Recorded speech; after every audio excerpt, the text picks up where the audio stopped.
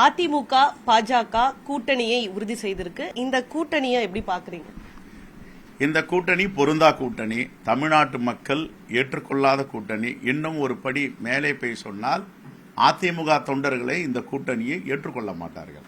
அதிமுக தொண்டர்களை பொறுத்தவரை புரட்சி தலைவர் எம்ஜிஆர் அவர்களை ஒரு கண்ணாகவும், இன்னொரு கண்ணாக புரட்சி தலைவி ஜெயலலிதா அம்மையாரை ஒரு கண்ணாகவும் பார்க்கின்றவர் தான் அதிமுக.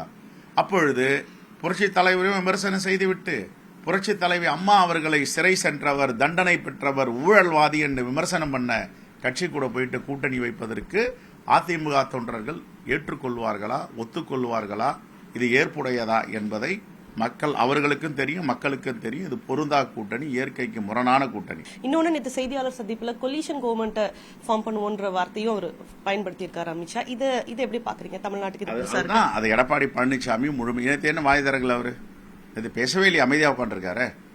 பக்கத்துல என்ன விமர்சனம் பண்ணார்? விமர்சனம் பண்றதுக்கெல்லாம் ஒரு அளவுகோல் இருக்கு. நாங்களும் விமர்சனம் பண்றோம், அளவுகோல் இருக்கு. பர்சனலா மேலாள் முதலமைச்சர், இன்றைய எதிர்க்கட்சி தலைவர் மாண்புமிகு எடப்பாடி பழனிசாமி அவர்கள் என்னென்ன விமர்சனம் பண்ணாங்க? சாதாரண விமர்சனமா? புரட்சி தலைவர் அம்மாவை பண்ணாங்க, புரட்சி தலைவர் எம்ஜிஆரை பண்ணாங்க. இந்த விமர்சனங்கள் எல்லாம் தாங்கி கொண்டு கூனி குறுகி அவர் பக்கத்தில் உட்காருகிறார்கள தொண்டர்கள்லாம் இதை எவ்வளவு வேதனையோட பார்ப்பாங்க. அதனால அவர்கள் கட்சியில் தலைவிடுவதற்கு எங்களுக்கு ஒன்றும் எந்த விதத்திலும் சம்பந்தம் இருந்த போதிலும் எல்லோரும் பார்த்து கொண்டிருக்கிறார்கள். இது தமிழ்நாட்டு நலனுக்கு எதிரான கூட்டணி, தமிழர் மக்களுக்கு எதிரான கூட்டணி.